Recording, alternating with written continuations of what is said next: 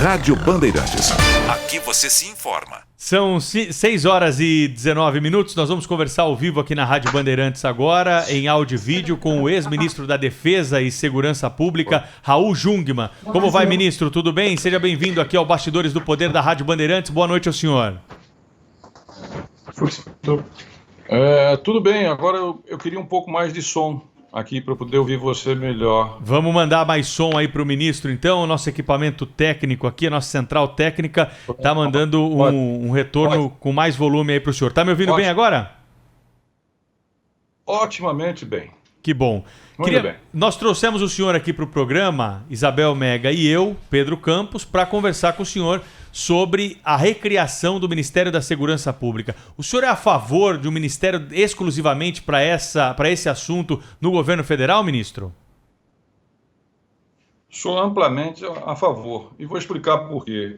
Em primeiro lugar, porque nós nunca tivemos um Ministério da Segurança Pública, à exceção daqueles 10 meses durante o governo Temer, em que eu fui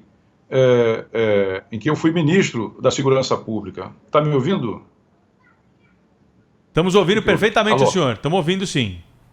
Então, tudo bem.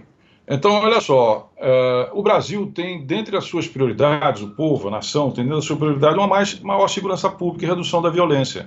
Então, como é que você explica que o Brasil, ao longo de todos os seus anos em que se tornou um país independente, nunca teve um Ministério da Segurança Pública?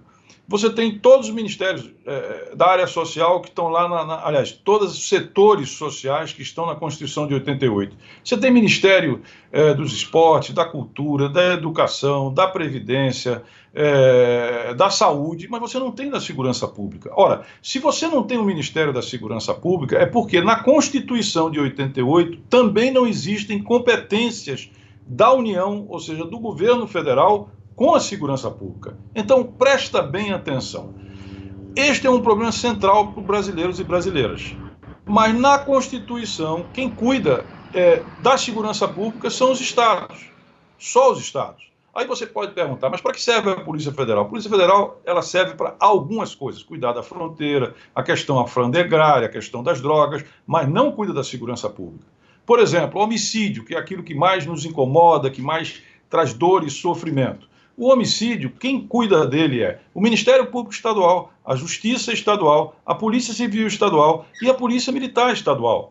Não há atribuição de nenhum órgão federal para cuidar de homicídio, a não ser nos casos excepcionais em que você faz a federalização do crime, como se andou pensando na Marielle, e o STJ disse que não deveria fazer. Quem cuida disso são os estados. Agora, se você não tem atribuição constitucional para o governo federal, então, vamos falar claramente, também não tem Sistema Nacional de Segurança Pública, também não tem Política Nacional de Segurança Pública, quando o crime se nacionalizou e transnacionalizou. Quando nós estivemos no Ministério da Segurança, nós criamos o SUSP, Sistema Único de Segurança Pública, que é lei, que foi votado pelo Congresso, mas não saiu do papel. Até agora não saiu do papel, né? Que é um grande avanço, porque reúne União, Estados, município, polícias, Ministério Público, Judiciário, Academia, Sociedade, Forças Armadas para combater o crime. Não saiu até agora do papel. E deixamos também uma política pública que, infelizmente, também não saiu. Mas eu considero fundamental que nós tenhamos um ministério dedicado exclusivamente à segurança pública para coordenar ela em todo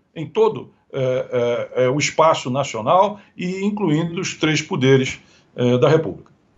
Ministro, muito boa noite. Obrigada pela participação aqui na Rádio Bandeirantes. Você confere também essa entrevista pelo YouTube. Ministro, queria saber como que ficaria a Polícia Federal nessa possibilidade de desmembramento. Como era no governo Temer, e agora a gente já trouxe aqui informações com a nossa reportagem ao longo da semana de que há uma possibilidade de que a Polícia Federal permaneça com a Justiça e não com a Segurança Pública. O senhor concorda com esse modelo? Eu não sei nem o que dizer, com toda franqueza. Se você não leva a Polícia Federal, se você não leva a Polícia Rodoviária Federal, o Ministério da Segurança do quê? Para fazer o quê? Como é que pode ser isso? Não faz sentido, tá certo? Porque esses órgãos devem trabalhar coordenadamente com as polícias, com a área de segurança, com os estados, com as guardas municipais, tá certo? Tem que haver uma coordenação. Se você não vai ter no Ministério da Segurança a Polícia Federal, também a Polícia Rodoviária Federal, você vai ter o quê? Vai ter o quê? A Senad para cuidar de drogas? Então é o Ministério das Drogas, não é o Ministério da Segurança. Ou então vai ser o Ministério da Coordenação da Segurança, não sei. E vai ficar com outro braço lá no meio. Não, desculpe, esse arranjo não entra na minha cabeça. Não consigo raciocinar com esse arranjo. Possibilidades desse arranjo, o senhor acredita que seria, por exemplo, questões aí relativas à autonomia da Polícia Federal? Estou falando isso por conta desse contexto que a gente teve recentemente de um ex-ministro da Justiça apontar a possibilidade de interferência do presidente Jair Bolsonaro em relação à Polícia Federal. O senhor acha que essa briga de para onde iria a Polícia Federal pode ter uma relação também com esse campo político? Olha, a questão da autonomia da Polícia Federal é uma questão mal resolvida até hoje. Deixa eu explicar com um exemplo para ficar tudo bem claro.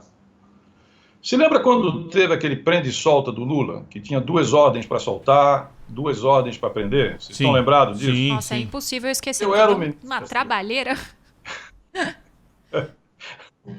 O meu telefone, ele não parou de tocar durante umas 10 horas, mais ou menos, naquele período. Metade era jornalista, altura, né, não. ministro? Metade era jornalista, mas outra parte era autoridades, era deputado. Era Faça o quê? senador, Solta ou não solta o Lula, né? Todo mundo perguntava isso pro senhor, né? Uma parte sim, uma parte não. E eu estou dizendo, gente, eu não posso entrar nisso. E aí vem a história, para ficar bem claro para vocês entenderem o que eu quero dizer.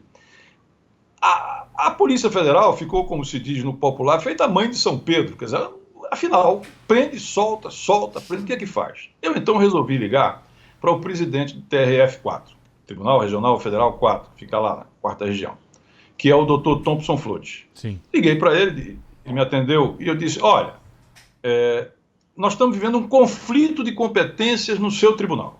Tem 2 ordens para soltar, tem 2 ordens para prender. Eu pediria ao senhor que dirimisse, que o senhor, por favor, resolvesse esse conflito, porque senão, como é que nós nos comportamos? Ele então disse para mim assim, olha, eu estou indo para o meu gabinete e, ministro, faça um favor, ligue para o delegado Valeixo, que era o superintendente da Polícia Federal no Paraná, antes de ser o diretor-geral que saiu há pouco, e diga para ele que não faça nada, que não mexa nem para um lado nem para o outro, até que eu tome uma decisão e mande para ele. Eu respondi para ele, doutor Thompson, eu não posso fazer isso. Ele ficou assim meio espantado, mas por quê? Doutor Thompson, porque se eu fizer isso, muito possível que eu seja acusado de obstrução de justiça, ou então de ter prevaricado. Né?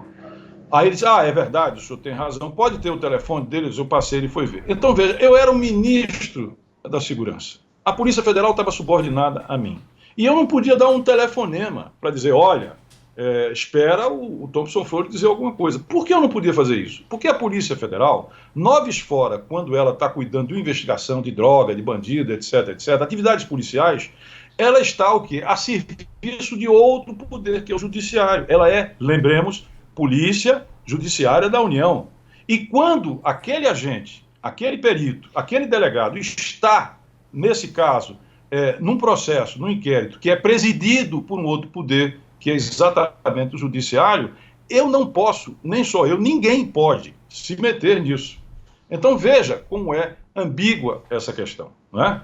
Existe também o problema do controle externo da Polícia Federal, que é feito pelo Ministério Público, que eu acho precário, e tenho demonstrações disso. Então é melhor você negociar claramente um mandato. Não é? Então, o presidente escolhe um nome, manda para o Senado, é sabatinado, tem um mandato. E estabelecer uma estrutura de controle real sobre a Polícia Federal. Não um controle político, não. Político não pode. Mas, de fato, poder ter claramente a situação de autonomia da Polícia Federal definida. O que nós não temos, que eu procurei aqui, em alguma medida, definir. Né? Então, este é um problema. Eu sou a favor da autonomia, mas uma autonomia com responsabilidade e com controles técnicos, jamais políticos. E aí eu pergunto ao senhor, um ministro que tem a Polícia Federal como subordinada, fica sabendo em que momento das operações da Polícia Federal e essa informação deve ser levada ao presidente da República? Vamos lá, outro caso. Dizem que os nordestinos, né? Eu sou pernambucano, gosto de contar um caos para a coisa ficar mais clara. É isso? Então vamos ao caso. Eu tinha uma senha com o diretor-geral Galouro. Né? Ele era o diretor-geral da Polícia Federal, que eu escolhi, livre, espontâneo de qualquer tipo de pressão. E ele fazia o seguinte: quando chegava assim, meio da tarde, ele ligava e disse: ministro, tudo bem, né, Galouro? Como é que vai? Tudo bem. Disse: ministro, onde é que o senhor está amanhã de manhã? Pronto, acabou o meu dia. Meu dia ali eu já sabia que íamos ter no dia seguinte acordar cedo. uma operação que não... Vai acordar cedo. Vai acordar de madrugada por conta da operação, né? Exatamente isso. Eu não sabia onde era a operação, eu não sabia com quem era a operação, eu não perguntava com quem era a operação, porque nós tínhamos esse acordo. Se eu perguntasse e ele me desse a informação, olha aí, obstrução de justiça, porque não pode. Só quem pode autorizar, por exemplo, eu saber disso, apesar de ser ministro, é quem preside o inquérito, o juiz, o desembargador, o ministro, entenderam? Essa é a regra. Aí, vou contar a história para vocês se divertirem. Dia seguinte, estou eu lá, 5h40 da manhã, estou dormindo, toco o telefone, já sei, é Galouro. Pois não, Galouro, tudo bem? Tudo bem. Ministro, estou precisando de um favor seu. Essa hora, Galouro? Ele disse: o que você precisa? Eu preciso que o senhor ligue para o presidente da Câmara e depois ligue para o presidente do Senado e presidente do Congresso Nacional, dizendo que tem uma equipe da Polícia Federal na Câmara e uma equipe da Polícia Federal no Senado que vai fazer uma busca e apreensão no gabinete do deputado tal e do senador tal. Agora, você imagina 5h50 da manhã eu tirar da cama o presidente da Câmara e o presidente do Senado para avisar ele, para mandar um membro da mesa diretora, porque só pode entrar com um membro da mesa diretora, para fazer uma situação dessa? Isso aconteceu muitas vezes. Mas, de fato, em modo algum, eu não acho que, primeiro, eu deva saber, eu não preciso saber, até porque isso me comprometeria, e eu poderia, se tivesse um vazamento, imagine, né, ser envolvido numa questão dessa. E, segundo lugar, eu confesso para você que presidente da República também não. Eu não vejo, porque, a não ser que fosse uma coisa assim mais da área policial, como eu disse, investigação, pegamos um grande contrabando de drogas, aconteceu um grande problema, teve um assassinato assim que envolveu, sei lá, um político, etc. e tal, eu faria. Mas investigação sobre o comando de um outro poder, do judiciário, de um juiz, desembargador... Puxa, perdemos o contato? Acho que perdemos o contato. A gente vai tentar restabelecer... Estamos ouvindo aqui o ministro Raul Jungmann, não? Não, acho que perdemos o contato. Perdemos o contato. Bom, o recado foi dado, né? A opinião do ex-ministro Raul Jungmann está muito clara. Não se pode o ministro, nem o presidente da República saber de qualquer ato. Detalhes da operação, né? De uma operação que vai acontecer. Você sabe que eu conversei com 2 ministros da Justiça, porque ele foi o único da Segurança Pública que teve a Polícia Federal como subordinado, né, Isabel? Outros 2 ministros da Justiça já me disseram exatamente a mesma coisa, que eles tinham ali uma espécie de um aviso, né, no começo da manhã: olha, hoje vai ter uma grande operação. E aí o ministro ficava na conta dele se ele avisa ou não o presidente da República. Um deles me disse que avisou o presidente da República, avisava o presidente da República porque achava importante, porque haveria uma mobilização. O ministro Raul Jungmann está com a gente de volta aqui. Vamos ver se a gente consegue ouvi-lo agora. O senhor está nos ouvindo bem, ministro?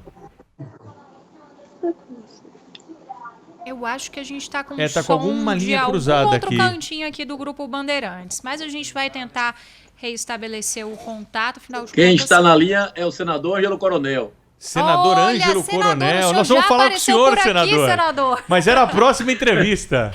O senhor tá fazendo uma surpresa pra gente aqui. Mas 18h40, eu tô antenado. Eu acho que ligaram errado pro senhor, viu? O nosso produtor, nós estávamos Vitor conversando. Lupato, vai ter uma orelha puxada ali. Então depois. desliga, você chama. Não, nós estávamos conversando, fica com a à gente. vontade. Nós estávamos conversando com o ex-ministro da Defesa e Segurança Pública, Raul Jungmann, sobre a criação. Agora desligaram o senador aqui, eu ouvi. Alô? Agora estamos de volta com o ministro Raul Jungmann. Ministro?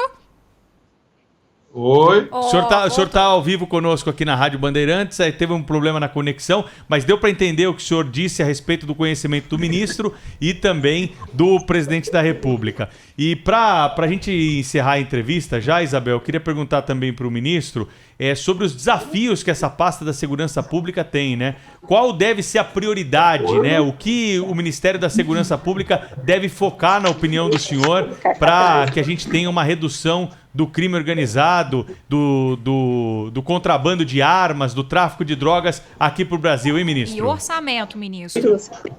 Você se entende.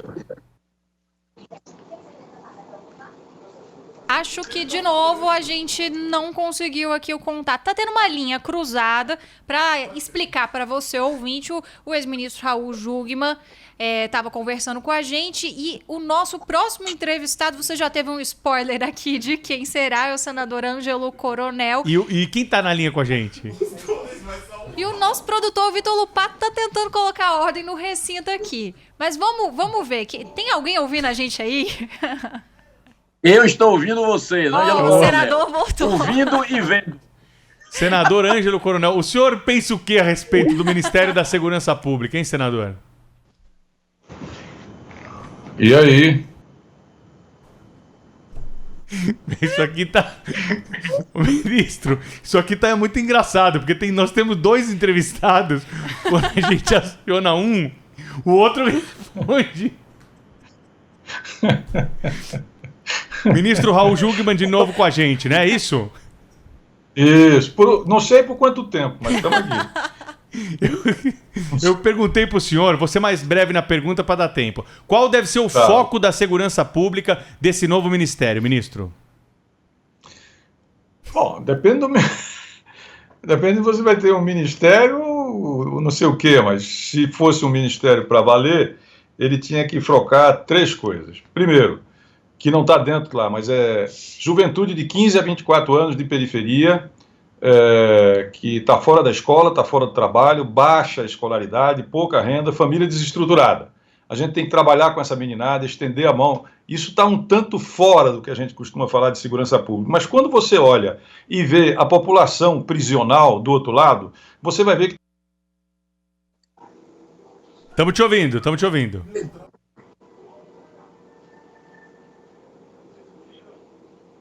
Acho que não. Hoje não é um dia, definitivamente. Quer ver? É o senador Ângelo Coronel que voltou. Eu voltei.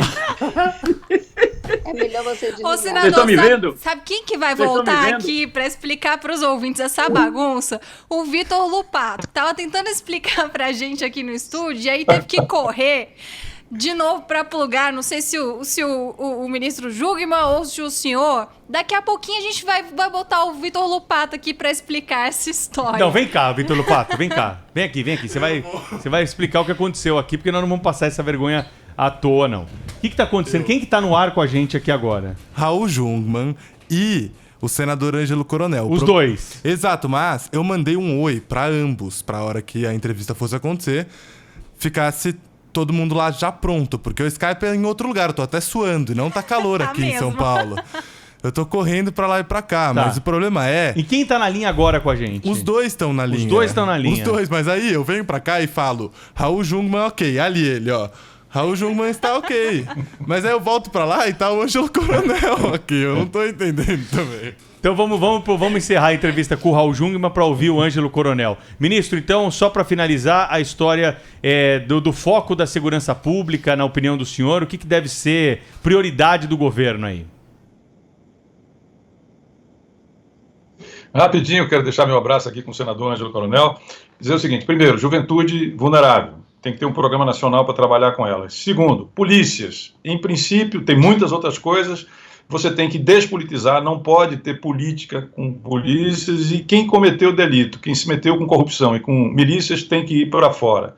E você tem que olhar o sistema prisional. O sistema prisional tem 1.400 unidades, é comandada por 70 facções, PCC, Amigo dos Amigos, Terceiro Comando do Capital, Bando do Norte, Família do Norte e assim por diante. E de lá de dentro eles controlam a criminalidade na rua. Então, você colocar mais gente dentro do sistema prisional é botar mais gente a serviço das facções, porque quando entra lá dentro um jovem que foi preso por um furto, por um roubo, porque estava, por exemplo, com uma droga, ele, para sobreviver, para ficar vivo, ele precisa se filiar a uma dessas facções. E mesmo quando ele sai, ele continua filiado. Então veja que política louca que nós participamos. A gente tira, muitas vezes, um jovem que a gente pode recuperar e que ele ainda não seguiu um crime, um caminho sem volta com o crime, joga ele na mão do crime organizado. E isso tem um enorme custo, e não ressocializa esse jovem, tem que rever isso. E, por fim, a gente tem que rever também a questão da política de drogas, porque essa política de drogas que está aí, ela simplesmente criminaliza o usuário, mas não pega o bandido, o barão das drogas, o que sequestra, o que mata. Então, a gente tem que rever essas coisas para poder dar o que o povo brasileiro merece. Mais segurança, menos violência, mais vida. Obrigadão para vocês, um grande abraço, até uma próxima. A gente é que agradece, ministro. Até uma próxima. Se confirmando esse desmembramento do Ministério da Justiça e Segurança Pública, o senhor volta aqui para comentar com a gente, tá certo? Sem confusão da próxima vez. Sem confusão, mas que bom que o senhor já mandou um abraço aí pro ioiô. Senador também. Isso, e sem ioiô. Da próxima vez, sem ioiô. Sem ser vagalume. É exatamente. Isso aí. Ok, tchau. Obrigado, Tchau, obrigado pela obrigada, conversa.